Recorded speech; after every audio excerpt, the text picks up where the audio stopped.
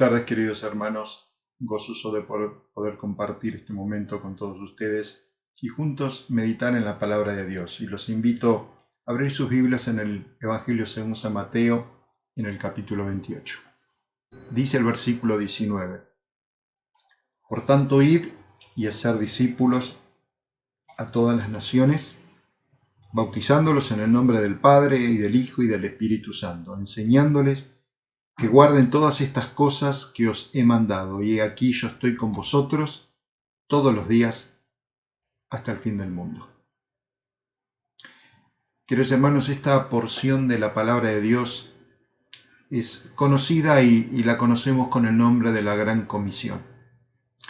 Es muy cierto que algunos escritores, irónicamente hablando, han cambiado ese nombre y lo han llamado la Gran Omisión, pensando en las cosas que, como creyentes, precisamente nosotros, siendo seguidores del Señor, hemos olvidado, hemos descuidado y hemos dejado de hacer.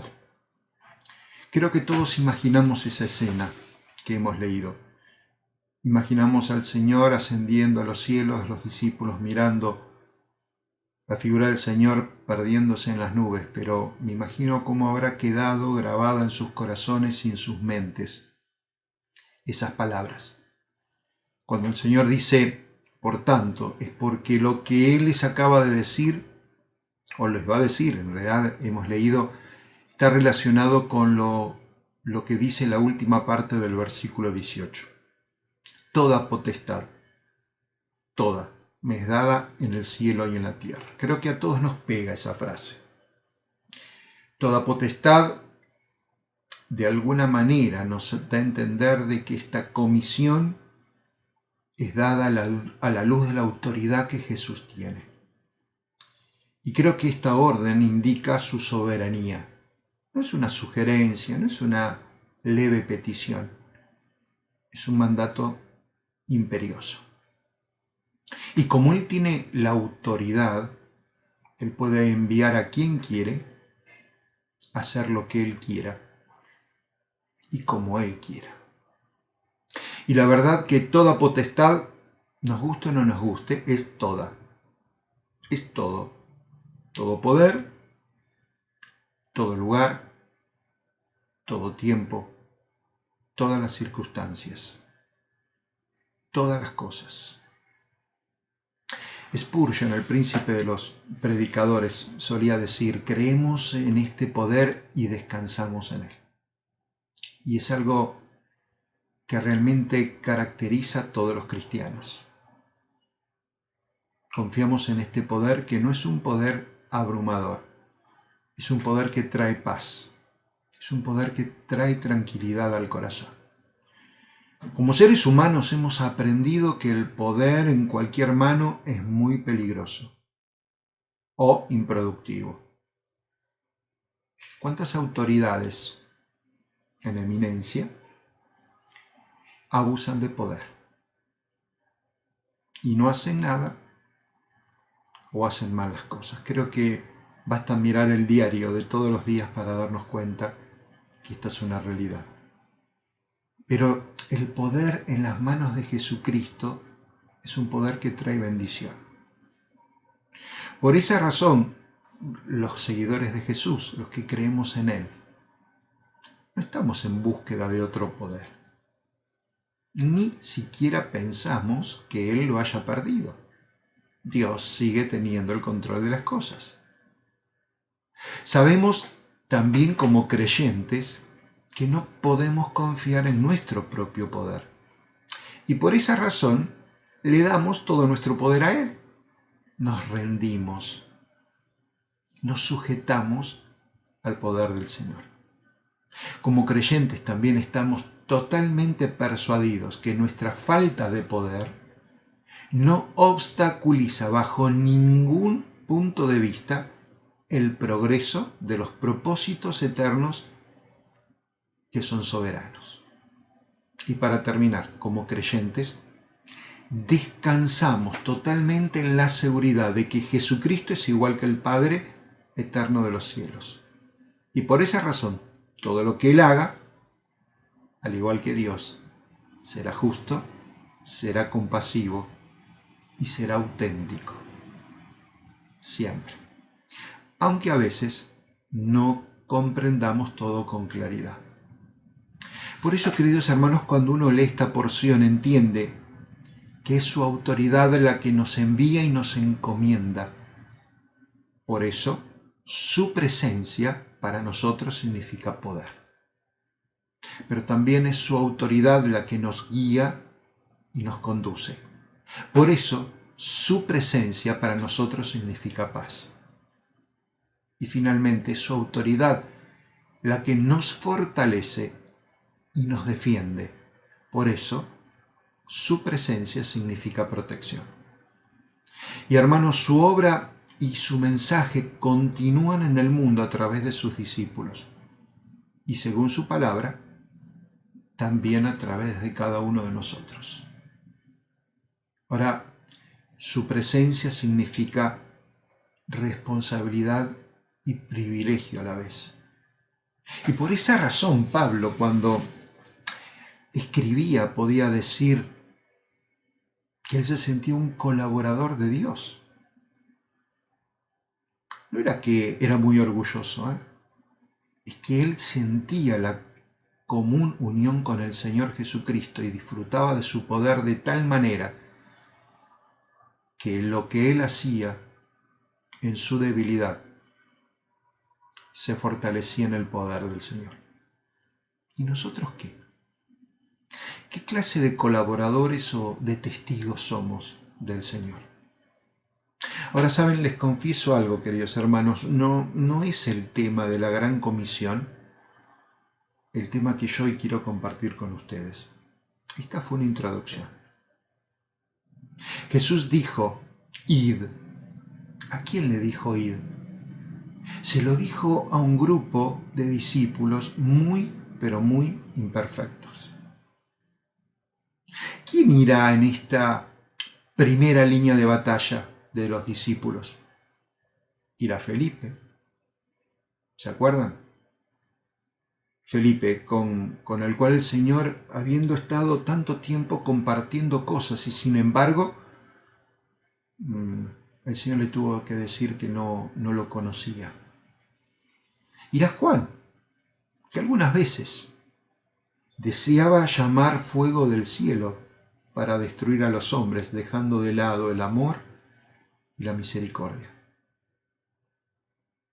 Irá Pedro, el impulsivo, el obstinado, el que negó en 3 oportunidades al Señor, aún desoyendo la advertencia del Señor. Irá Tadeo, el otro Judas, que seguramente compartía el aposento alto con los discípulos allá en Juan capítulo 14, verso 22, y que se animó a hacer ese cuestionamiento al final del ministerio del Señor, diciendo, Señor, ¿cómo es que te manifiestas a nosotros y no al mundo? Cuestionando lo que él hacía. Irá Tomás, aquel que tuvo que poner el dedo sobre las heridas del Señor, porque si no decía que no iba a creer. Queridos hermanos, irán los mismos que una y otra vez preguntaban las cosas en forma incorrecta, que mostraban poca fe, que querían las cosas en forma inmediata. Los mismos que llegaron hasta preocuparse mirando para arriba quiénes eran los que se iban a sentar en los lugares de privilegio junto al Señor. Sin embargo, el Señor, sabiendo que eran ellos, les dice, vayan ustedes. Toda potestad me es dada a mí. Por tanto, ustedes, id. No son ustedes los especiales. Son tan aptos para mi propósito como cualquier otro lo puede ser. No hay poder en ustedes. Lo sé. El poder está en mí. Por tanto, vayan. Y hermanos, quería detenerme precisamente en esta idea. quería detenerme en los momentos previos a esta gran comisión y juntos descubrir lo que el Señor quiere enseñar con esta experiencia. Vamos a tener 2 domingos la oportunidad de compartir la palabra. Y si el Señor no viene antes, continuaremos el próximo domingo, si el Señor así lo permite. Pero ahora quiero leer Mateo 28, versículo 16. Dice la palabra de Dios: pero los 11 discípulos se fueron a Galilea, al monte donde Jesús les había ordenado. Y cuando le vieron, le adoraron, pero algunos dudaban. Verso 18: y Jesús se acercó y les habló, diciendo. Queridos hermanos, ¿qué es lo que el Señor espera de nosotros? 4 cosas que descubrimos en esta porción. El Señor espera en nosotros disposición para obedecer. En segundo lugar, el Señor espera disposición para batallar entre la adoración y la duda. En tercer lugar, el Señor espera disposición nuestra para dejar que Él se acerque. Y por último, disposición para oírle atentamente a todo lo que el Señor nos quiera decir. Estas 4 cosas son las que vamos a compartir en los minutos que me quedan, y si el Señor lo permite, el próximo domingo. Disposición para obedecer. Dice la Escritura: pero los 11 discípulos se fueron a Galilea, al monte donde Jesús les había ordenado. Mateo nos cuenta sobre las apariciones del Señor, pero no tantas, no hay tantos detalles como pasa con el Evangelio de Juan. Es que Mateo estaba mucho más interesado en mostrar el cumplimiento de la promesa que está en Mateo 26:32. ¿Se acuerdan? Pero después que haya resucitado, iré delante de vosotros a Galilea. A Mateo le resultó fundamentalmente importante remarcar esto, que esto fue cumplido. Los discípulos del Señor obedecen el mensaje transmitido por las mujeres, ¿se acuerdan? Testigos, principales testigos de la resurrección del Señor, y van a Galilea para esperar al Señor. ¿A dónde fueron? Al monte donde el Señor les había ordenado. El punto de reunión seguramente sería algo familiar, algún punto de encuentro familiar para ellos, no registrado en los evangelios con precisión, seguramente porque no reviste importancia el lugar, reviste importancia el encuentro. Pero me pregunto, hermanos, ¿qué hubiera pasado si no obedecían? ¿Qué hubiera pasado con sus vidas si no obedecían? A veces queremos viajar más allá y pensar en los propósitos del Señor, en las cosas que el Señor hace o deshace, como si nosotros fuéramos fundamentales. Y es cierto que el Señor nos quiere usar, pero ¿qué hubiera pasado con sus vidas si no hubieran obedecido? ¿Qué pasa con mi vida espiritual cuando yo no obedezco? Obediencia. Qué lindo tema para considerar a futuro por su importancia y sus consecuencias. ¿Cómo agradamos el corazón del Señor cuando somos obedientes? pero al mismo tiempo, cómo permitimos que el Señor nos utilice conforme a sus propósitos cuando realmente le obedecemos. En segundo lugar, y para terminar porque el tiempo avanzó, la disposición para batallar entre la adoración y la duda. Dice el texto que leímos, cuando le vieron, le adoraron. Este no fue el primer encuentro con Jesucristo resucitado, pero indudablemente fue un encuentro importante,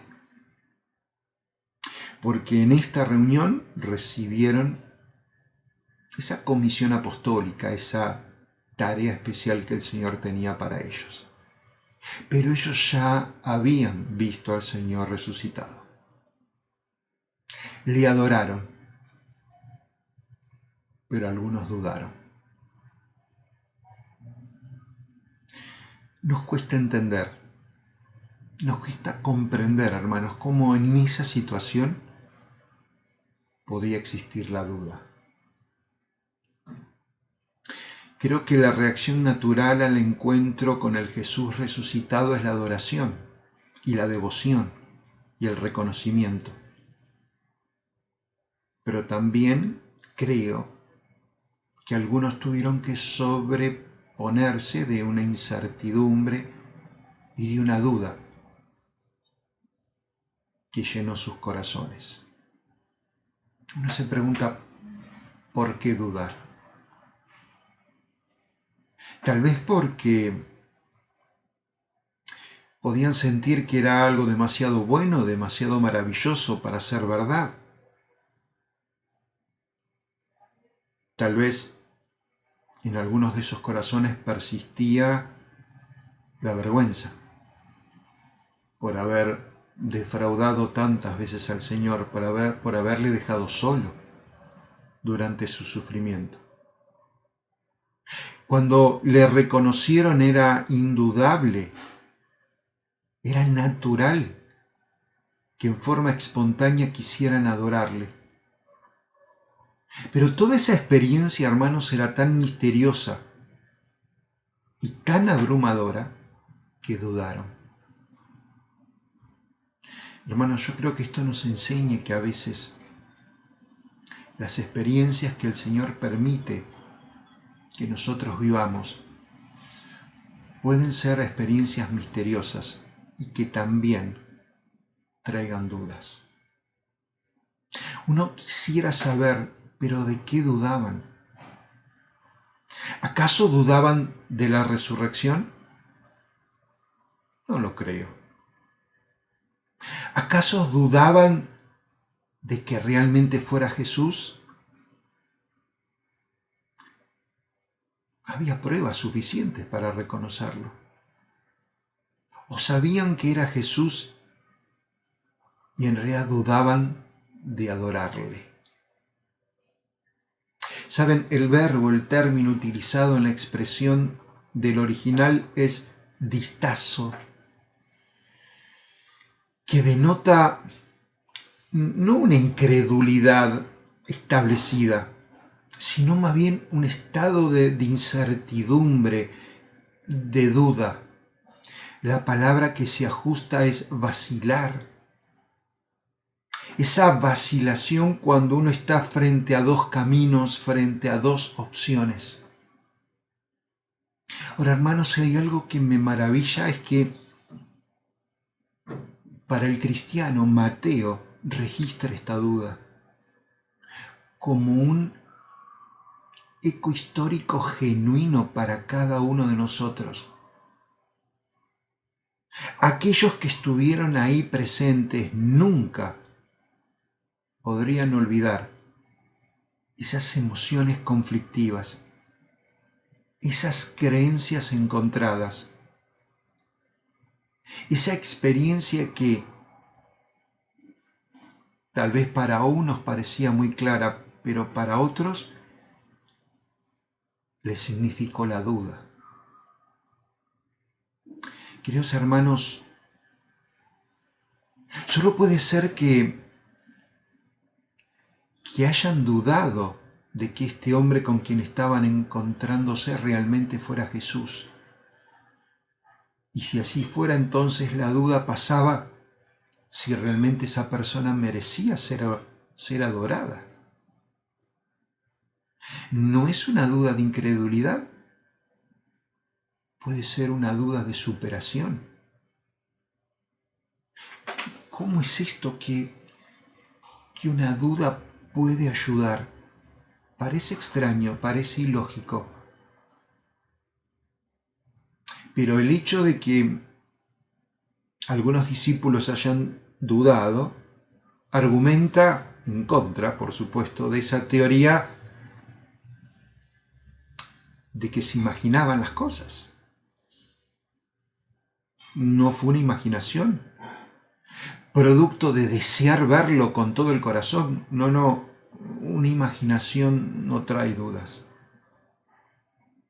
La resurrección de Jesús suscita, hermanos, una gran diversidad de reacciones, de actitudes, de operaciones entre los testigos de ese evento sobrenatural. A ver si soy más claro.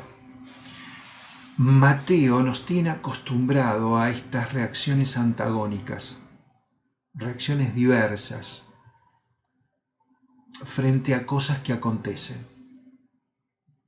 ¿Recuerdan Mateo 14? El ejemplo de los discípulos que presencian al Señor caminando sobre las aguas. Y dice el verso 26, gritaron de miedo. Pero dice el verso 33, se acercaron y lo adoraron. Bueno, es algo parecido en esta escena final de Mateo 28.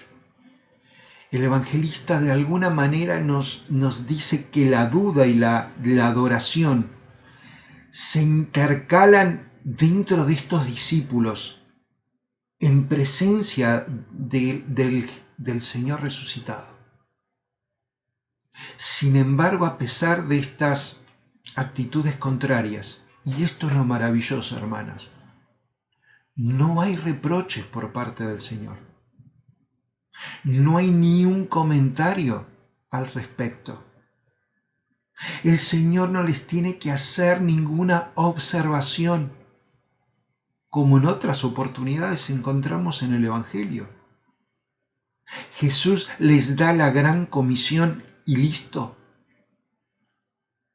Qué bien se habrán sentido los apóstoles luego de ese encuentro. Cuánto amor y cuánta comprensión habrán encontrado de parte del Señor. Cristo resucitado ya había trabajado sobre las vidas de aquellas mujeres que fueron testigos. Habían ido para adorar. ¿Y se acuerdan? Dice que tuvieron miedo. Versículo 6. Pero el ángel les dice, venir y ver. De alguna manera nos llama a la presencia de lo espiritual para que haya un cambio en nuestra vida. Para que ese miedo se convierta en fortaleza. Y el versículo 7 dice, ahora que vinieron y que vieron, ahora vayan y digan. Y con nosotros pasa algo parecido. Cuando vemos Mateo 28:10 dice que entonces Jesús les dijo a aquellas mujeres, no teman, id y dad las nuevas a mis hermanos para que vayan a Galilea y allí me verán. Y parece maravilloso, pero la historia en el verso 11 cambia.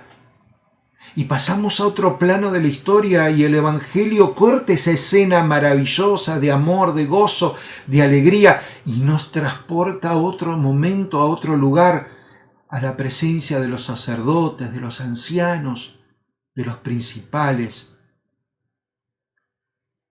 quienes están escuchando una historia, la historia de los guardias. líderes que en su momento cavilaron en sus corazones, pensaron de poner guardias del templo para prevenir. ¿Por qué? Porque percibían un peligro, el peligro de que algo le pase al cuerpo y que luego digan que el Señor había resucitado. Entonces mandaron guardias para proteger la tumba. Querían evitar el hurto, la supuesta mentira, la resurrección falsa, porque pensaban que eso iba a ser peor que el otro. ¿Se acuerdan la expresión? El último engaño peor que el primero. ¿Qué frase? Pero los guardias presenciaron la resurrección y dice la Escritura, de miedo de él, temblaron y se quedaron como muertos. Capítulo 28, verso 4. Hermanos, este miedo es distinto al miedo de las mujeres. Este miedo no cambia con el amor. Este miedo no busca la adoración, como en el caso de las mujeres y en el caso de los discípulos. Ese encuentro con Cristo resucitado no fue suficiente para convertirlos en testigos. Por el contrario, dice el versículo 15, se convirtieron en opositores de la verdad, pues se dejaron sobornar por los sacerdotes y por los ancianos para decir una mentira. Saben, hermanos, termino pensando sobre la duda. ¿Acaso mi duda puede ser un obstáculo para la verdadera adoración al Señor? ¿Qué función tienen estos sentimientos y estas actitudes encontradas o en oposición? ¿Qué es lo que está pasando por mi corazón y por mi mente? Tenemos que reconocer entonces que realmente pocas personas en nuestro tiempo tienen una fe perfecta. Cuando uno ve la realidad de la vida de los cristianos, descubre que a veces y a menudo hay inquietudes, hay vacilaciones, hay dudas, causadas por estas oposiciones, por impulsos humanos, que a veces nos pueden ayudar a crecer emocional, intelectual y hasta espiritualmente. Porque lo raro es que existe una compatibilidad ambigua en esta dinámica que la alegría es lo que convierte el miedo en adoración. Entonces me pregunto, ¿qué es lo que convierte la duda en la verdadera adoración que Dios espera? El miedo impide que la adoración, hermanos, y esto es llamativo, a veces el miedo impide que la adoración sea superficial. Acá el miedo parece ser bueno. Pensar en el temor o en la reverencia, hermanos, cambia nuestra adoración. Entonces el miedo puede ser útil. El miedo, temor reverente.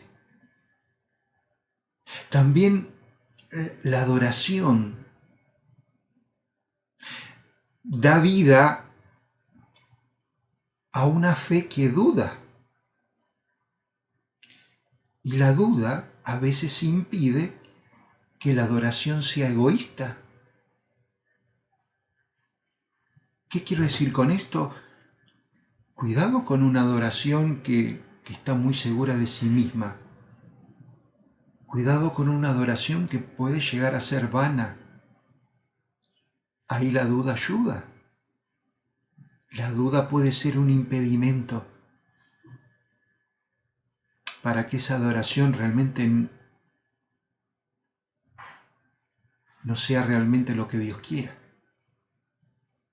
Y si la duda nos ayuda a no ser superficiales, alabado sea el Señor.